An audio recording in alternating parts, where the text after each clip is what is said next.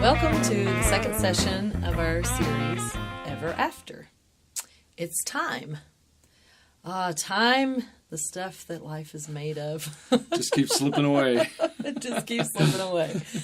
It takes time to have a better marriage, and it will take even more time to have a good or even a great relationship with your spouse. Your marriage is worth the time that it will take.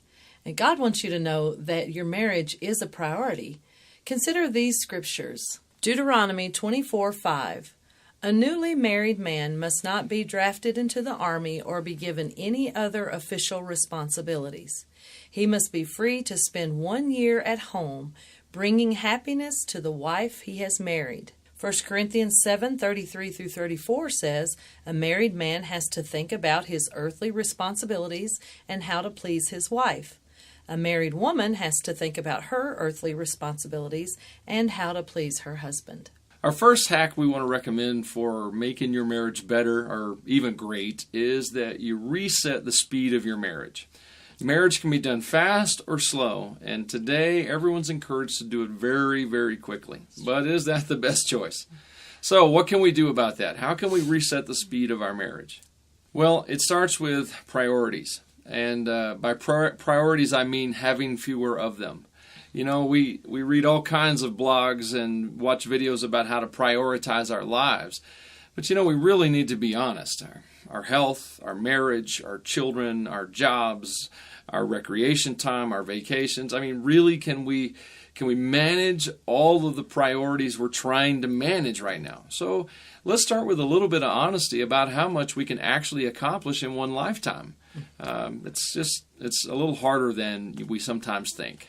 We think if we can schedule it right, we can do everything, and that's not always true. And in regard to your marriage, it's going to be your closest relationships that are going to suffer when we try and do that.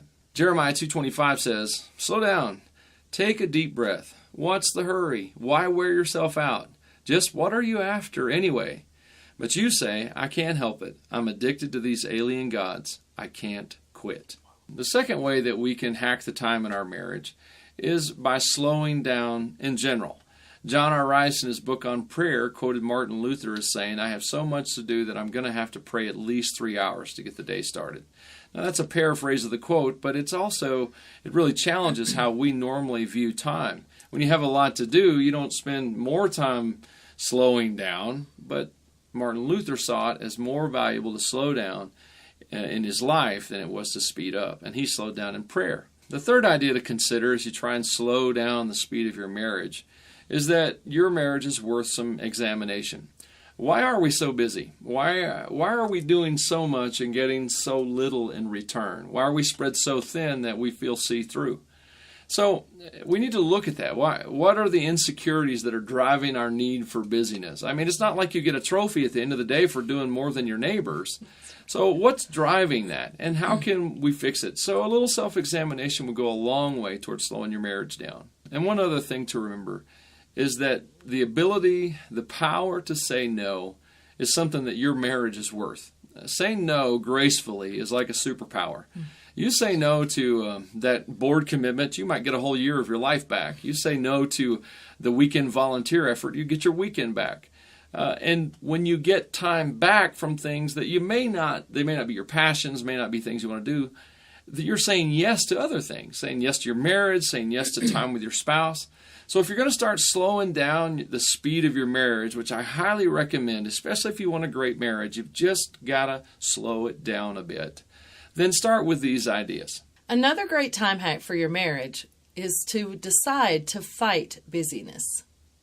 When John Ortberg took the preaching pastor role at Willow Creek Church, he asked his mentor for some advice in how to handle the greatly increased responsibilities. His mentor said, you must ruthlessly eliminate hurry from your life. He quickly wrote that down and said, okay, what else? And he said, that's it. You must ruthlessly eliminate hurry from your life. This is good advice for all of us because we're always in a hurry. So what would it take for you to eliminate hurry from your life?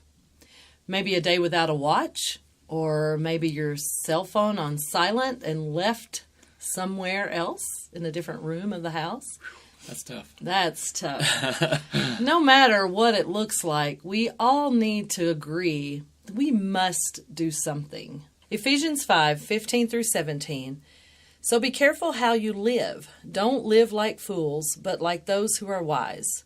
Make the most of every opportunity in these evil days. Don't act thoughtlessly, but understand what the Lord wants you to do. And our third time hack is simply this: choose to make time for your marriage. We will never find time for our marriages. If we keep approaching our marriage, our parenting, anything in our life, trying to live on just the excess time that might be available, could be available, we're never going to find it. So we have to make time for our marriage. We have to schedule it in. We have to talk about it. We have to plan it. We have to make sure that the most important people in our life, the people that we actually want to be with, claim a big part of our calendar. If we don't, then a lot of people that we may not really particularly care to be with will claim a lot of our calendar. So we have to make time. You can't just find time for your marriage. We also need to give our marriages some margin. You just can't write every day to the edge of the page because things come up. Unexpected things are happening all the time. And if we don't have some margin for those, to find time for those unexpected things to hit, then what's going to happen to the most important people in their life? Well, they're going to get pushed to the edge of the page and clean off. And so we have to make a little bit more white space in our life, some opportunity for the unexpected, for the purpose of saving the important time for our families. And another thing I would offer about making time is to make time for church. Now, I know I'm a pastor, and so I'm supposed to say that, and that's what you would naturally assume. But let me just put it to you this way. Going to church, it's not about fulfilling a religious duty or any of that.